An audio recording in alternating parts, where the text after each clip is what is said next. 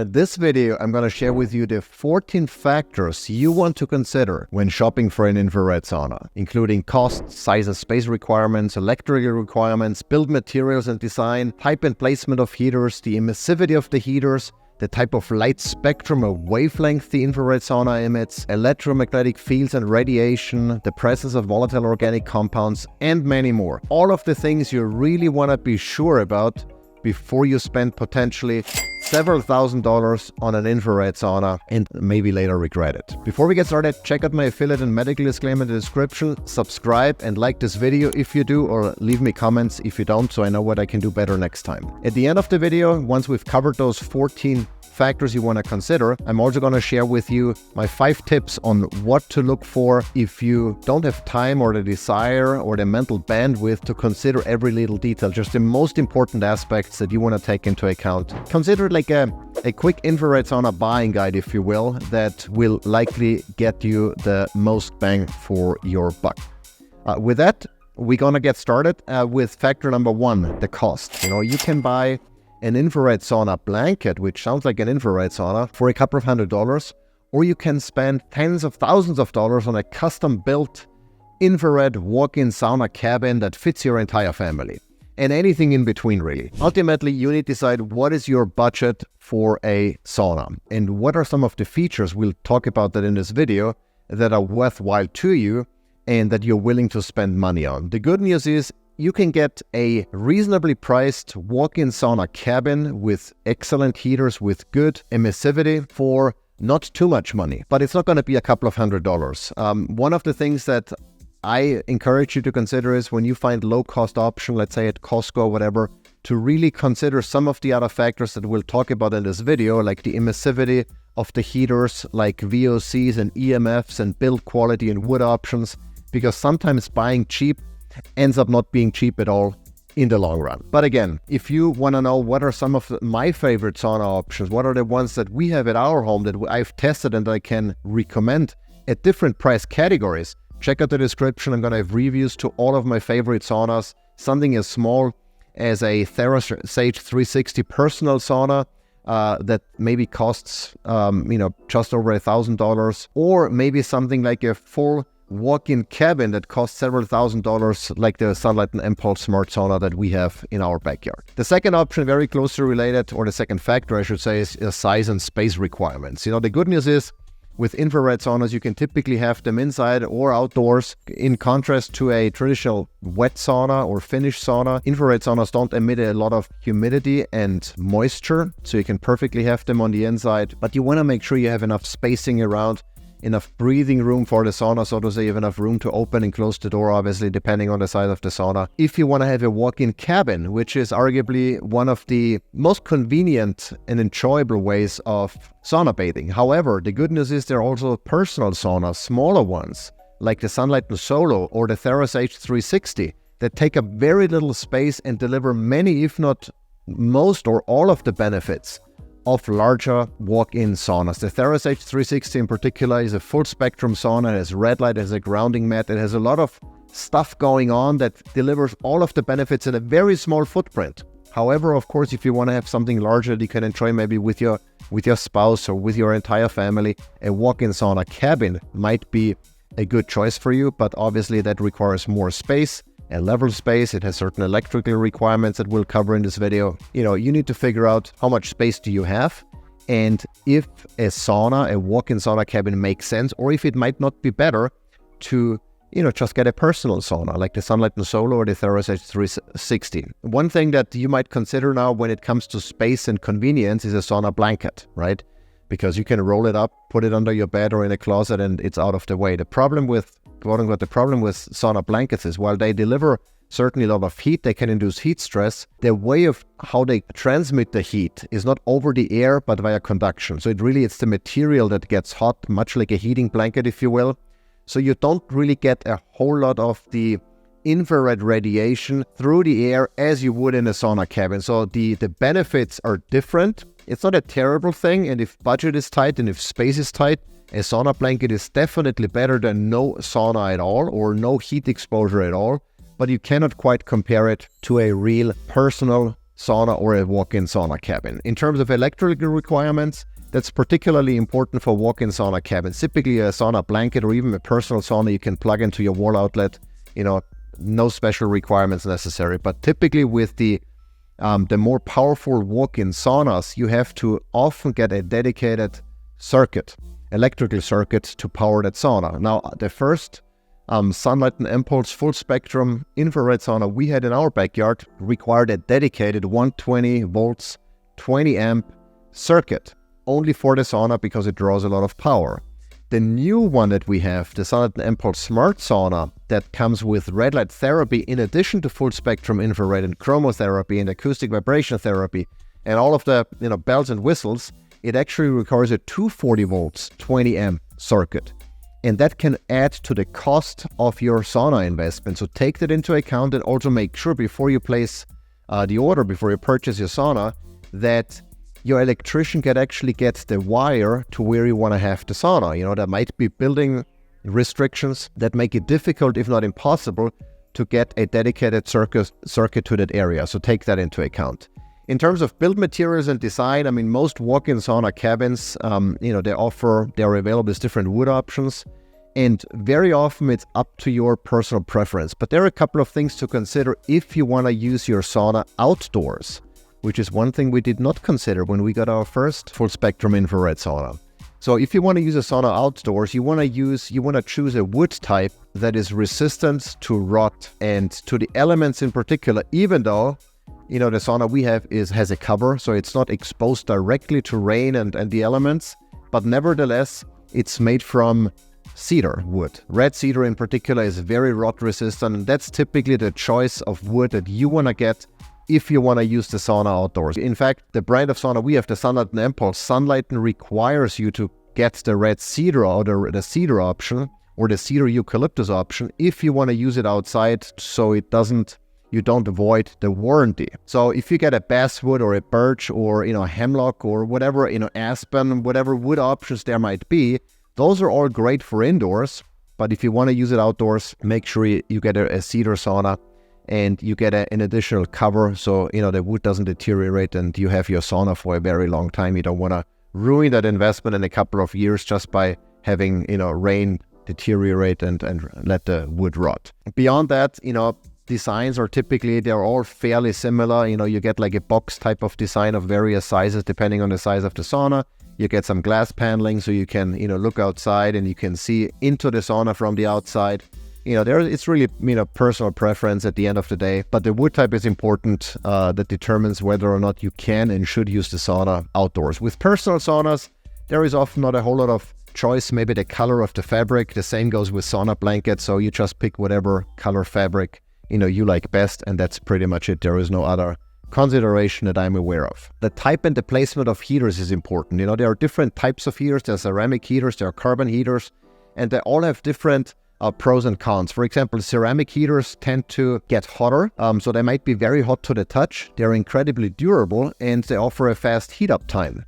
And some, sauna manufacturers use them. The more common type that I've seen, because they're more flexible and they seem to be holding up better and make it easier for sauna manufacturers to place them exactly in the spots how they want it, are carbon heaters. And so that's also the one that Sunlighten uses. They have a special solo carbon heaters that emit a lot of infrared rays at a very high quality and intensity, but they tend to get not quite as hot, which is a pro, so you can touch the heater typically, or at least, the fabric that covers the heater without getting burned. So I usually just lean back onto the heaters to be as close to the heat source as possible to get the near infrared rays into my tissue. But those are the two options you typically have. There are some sauna manufacturers that use a combination of ceramic and carbon, and there are, again, pros and cons to that. I think ultimately you can't go wrong if it's a high quality heater with high emissivity. We'll talk about that in a second.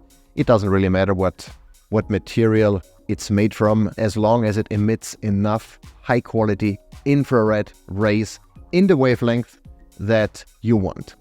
Speaking of wavelength or light spectrum, most saunas on the market are far infrared saunas, meaning they offer the larger wavelengths far infrared rays, which is great for penetrating your tissue and for inducing heat stress, which is one of the key benefits of sauna exposure, to expose your body to heat, to trigger heat stress, because that leads to improved immunity, increased blood flow, etc. And those are most saunas on the market. Some of the higher end models offer full spectrum infrared radiation, meaning they not only include far infrared but also mid or near and mid infrared. And while those are not absolutely necessary, they do offer, those two segments of the infrared spectrum offer specific health benefits as far as mitochondrial function are concerned, increasing your ATP production in the mitochondria, which can speed up wound healing and improve athletic performance and some of the things. But there are also a lot of cosmetic benefits in terms of improving skin health,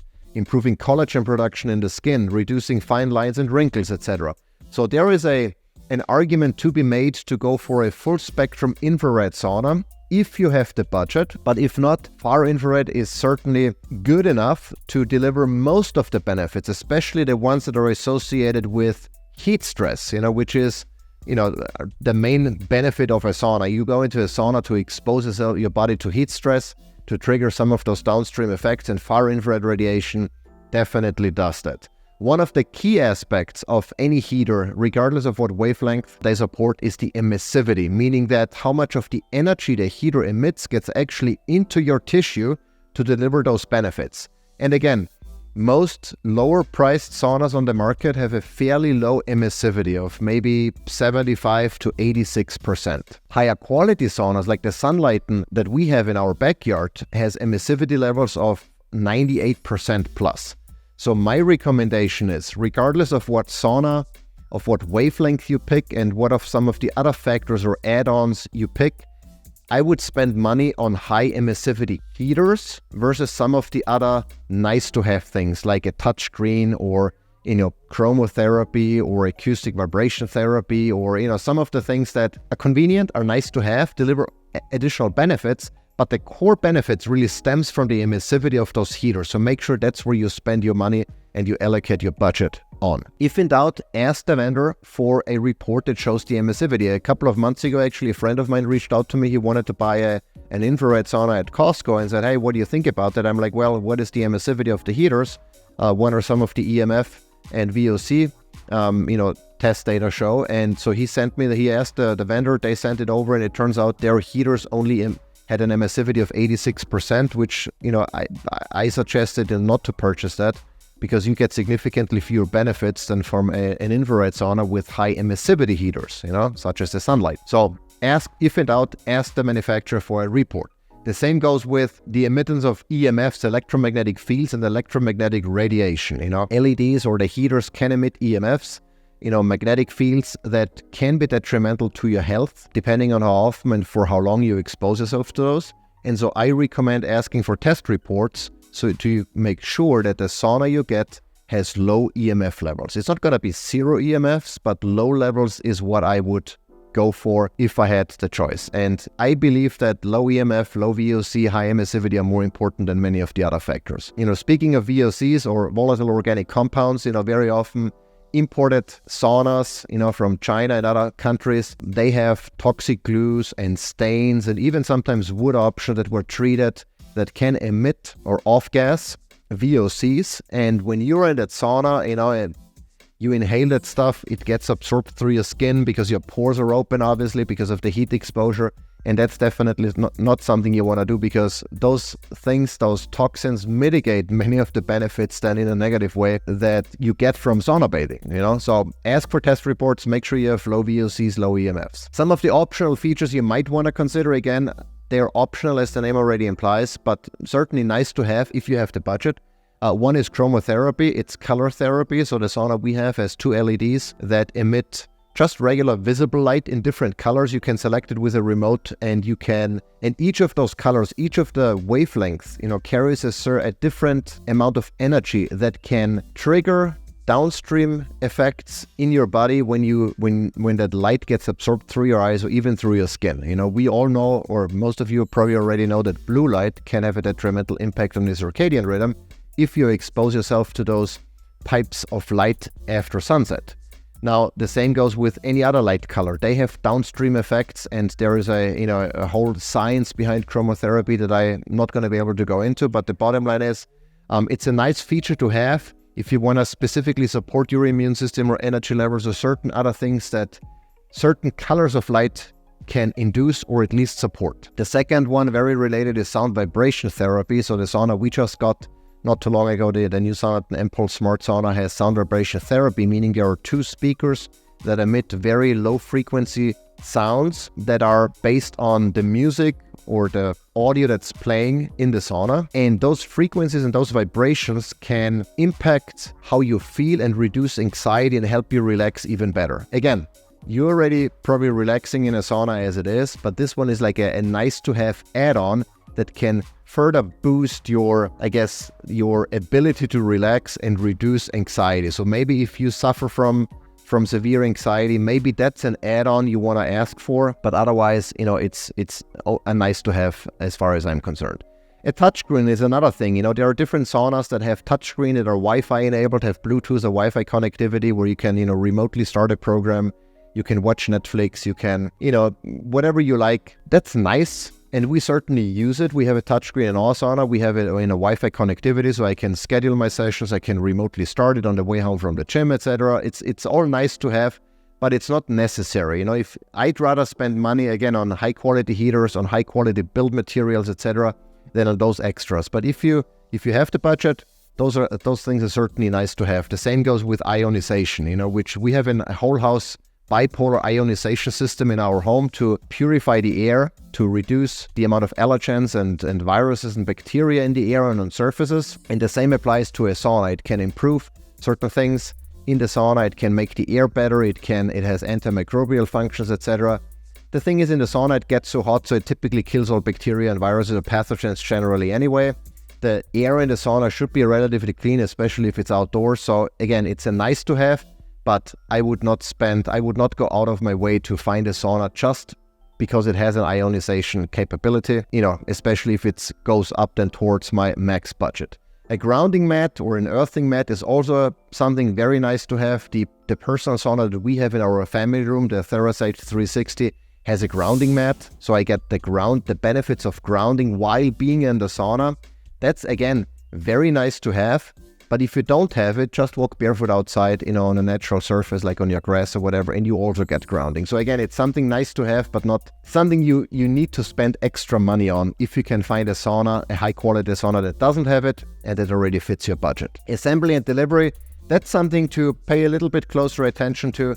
The assembly typically, even if it takes longer, is not a big thing. I mean, the Sunlighten sauna we have took my wife and I, and then for the second sauna, my buddy and I, about 1.5 to 2 hours to put together. It doesn't require any tools, fairly straightforward.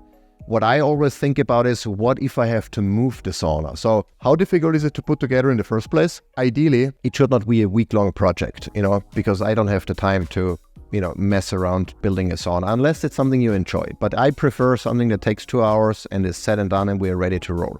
But more importantly, in order, how difficult is it to disassemble the sauna if we move or if we want to put it in a different spot, Not that it happens very often, especially with sauna cabins, but it does. We are planning on moving here soon. And so in my head, I already have, okay, what do I need to do is to take the sauna apart and move the individual, walls. And it's possible with the one we have. Might not possible with other saunas. So think about that. Delivery. There are different types of delivery depending on the brand you work with. Our Sunlighten sauna was delivered. The guy, actually, the truck driver, wheeled it all the way down into our garage where we stored it for a few days before we opened the boxes and took the individual pieces to the backyard. Our wet sauna, on the other hand, the barrel sauna, it was dropped off on our driveway, up the driveway, and it was raining on that day, and it was an 800-pound crate. So we had to open the crate, take the individual pieces, and bring them down ourselves. Not a big deal whatsoever, but something to keep in mind depending also on the length of your driveway and how many helpers you have and on what day you do that. In our case, again, it was raining.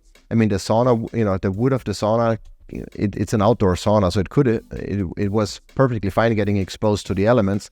But there were some pieces like any electronics or the heaters that I didn't want to get wet. And so something to consider and ask, how is delivery? Is it a curbside delivery, or do they actually bring the individual pieces down to the final destination when I assemble the sauna? something you can ask before you purchase. Safety. In most saunas, most infrared saunas are very safe to use. There is no issue whatsoever. Most people can use it. The surface, depending on the type of heater, as I said, the heaters can get hot, or the surface of those heaters can get hot. That's particularly true if you pick a sauna model that uses either tungsten or other types of light bulbs. There are some EMF blocking saunas or EMF free saunas, like the Sauna Space that I tried out not too long ago, that use bulbs that get incredibly hot. I mean, they have a safety cage like in front, so it's not easy to, just accidentally touch it. But nevertheless, you want to be careful not to get anything too close to those bulbs to avoid, fire hazard, and definitely stay away with your fingers so you don't get burned.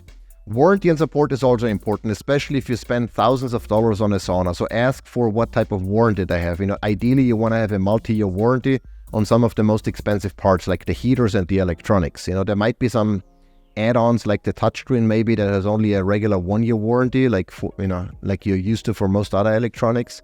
But at least the heater should have a multi-year warranty. There are even some brands that offer lifetime warranty, or at least a limited lifetime warranty. So ask for the details and make sure you get something that you feel you are covered in case there is an issue. With that, we're gonna wrap it up, and I'll leave you with my 5 shopping tips. Consider it like a quick infrared sauna buying guide. If you haven't retained anything else from this video, number 1, ask for high emissivity, 95+% heaters to get the most benefits from the infrared radiation. Anything much lower than that, and you only get a subset of the benefits, and it might not be worth it. The other thing is, most infrared saunas on the market emit only far infrared rays. That's perfectly fine if your budget is limited. If you only want to spend money on a high quality sauna, but it only has far infrared, that's much better than a lower quality sauna that has full spectrum. But if budget permitting, if skin health is important to you, if certain other things that mid and near infrared rays can deliver are important to you, ask for a full spectrum infrared sauna that emits near, mid, and far infrared at the same time. And there are even some saunas, like the new Sunlighten mPulse Smart Sauna we have, that offers red light therapy in addition to the 3 types of infrared light. So that's obviously, the most premium option you can get. It's the most expensive one, but is an option. But if nothing else, if budget is limited, far infrared, high emissivity panels, low VOCs, low EMFs, ask for test reports gets you the biggest bang for your buck. And last but not least, again, to mention it, infrared blankets are great. They offer some of the benefits, but you cannot compare them to true infrared saunas with LED-based panels that have a high emissivity, that radiate the heat versus conduct the heat. It's a difference in terms of how your body absorbs that energy and the photons in those rays. So make sure you differentiate and you don't just get a blanket because it's the cheapest one and you think you get all of the benefits that a full spectrum infrared sauna might have to offer. And with that, we're going to wrap it up. I hope you liked this video. I have a blog post on the very subject with much more details and links. Check that out. I also have all the links to the saunas we have and their reviews, both on YouTube as well as on my blog. So check that out as well. Let me know what you think in the comments, and I hope I'll see you in the next video.